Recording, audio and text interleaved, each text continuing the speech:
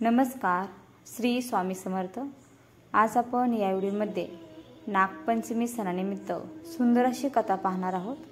तर कथा शेवटपर्यंत ऐकायला आणि पाहायला विसरू नका। आटपाट नगर होतं, तेथे एक शेतकरी होता। त्याच्या शेतात एक नागाचं वारूळ होतं। श्रावण मास आला आहे, नागपंचमीचा दिवस आहे।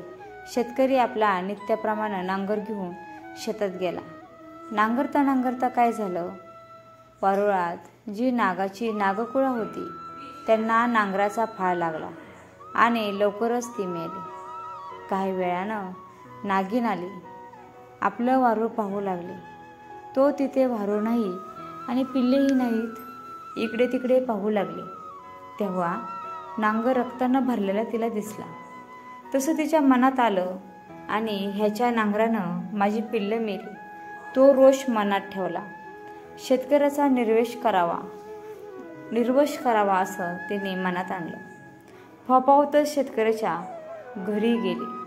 मुलाबाळांना, लेकी सुनांना, शेतकऱ्याला व त्याच्या बायकोला तिने दंश केला आणि त्याबरोबर सर्वजण मरण पावले। पुढे तिला असं समजलं की याची एक मुलगी परगावी आहे, तिला जाऊन दंश करावा म्हणून निघाले। ज्या गावी तिची मुलगी दिली होती त्या ठिकाणी ती आली। त्या घरी बाईनं पाटावरती नाग नागिन 9 नागकुळं काढली आहेत, त्यांची पूजा केली आहे, दुधाचा नैवेद्य दाखवला आहे, नागाने लाह्या दुर्वा वगैरे वाहिल्या आहेत। मोठ्या आनंदानं पूजा पाहून संतुष्ट झाले, दूध पिऊन समाधानही पावले। चंदनात आनंदानं लोळी। इकडे हिची प्रार्थना आपले डोळे मिटून चाललीच आहे। इतक्यातच नागिन उभी राहिली। तिला म्हणू लागली, बाई बाई, तू कोण आहेस? तुझी आई बाप कुठं आहेत? इतकं म्हटल्यावर तिने डोळे उघडले। पाहते तो प्रत्यक्ष नागिन दृष्टीस पडली। बाई बिचारी भिवू लागली। नागिन म्हणाली, भिवू नको, घाबरू नको, विचारल्या प्रश्नांचं उत्तर दे। तिने आपली सर्व हकीकत सांगितली आणि ते ऐकून नागिनीला फार वाईट वाटलं।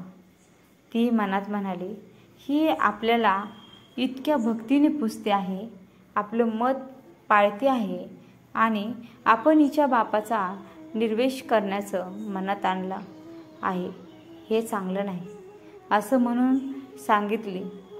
तिने ते ऐकलं, वाईट वाटलं आणि तिने आईबाप जिवंत होण्याचा उपायही विचारला। तिने तिला अमृत दिलं आणि ते घेऊन त्याच पावली ती माहेरी आली। सगळ्या माणसाच्या तोंडात अमृत घातलं।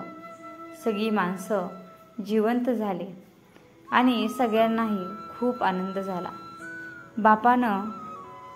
बापाला तिने झालेली सगळी हकीकत सांगितली। तेव्हा बापाने विचारलं, हे व्रत कसं करावं? मुलीनं व्रताचा सगळा विधी सांगितला व शेवटी सांगितलं की इतकं काही झालं नाही तर निदान इतकं तरी पाळावं। नागपंचमीच्या दिवशी जमीन खणू नये, भाज्या चिरू नयेत, तव्यावर शिजवू नये, तळलेले खाऊ नये, नागोबाला नमस्कार करावा आणि असं सांगितलं आणि तेव्हापासून तो नागपंचमी पाळू लागला। जशी नागिन तिला प्रसन्न झाली तशी तुम्हा आम्हा सर्वांना हो। आणि ही 7 उत्तराची कहाणी 5 उत्तरी सुफळ संपूर्ण। तर मैत्रिणींनो, तात्पर्य काय, तर किती दृष्ट प्राणी असला आणि त्याची जर आपण मनोभावी चांगली आराधना केली तर तो संतुष्ट झाल्यावाचून राहणार नाही। धन्यवाद। व्हिडिओ कसा वाटला? व्हिडिओला लाईक, शेअर आणि सबस्क्राईब करायला विसरू नका।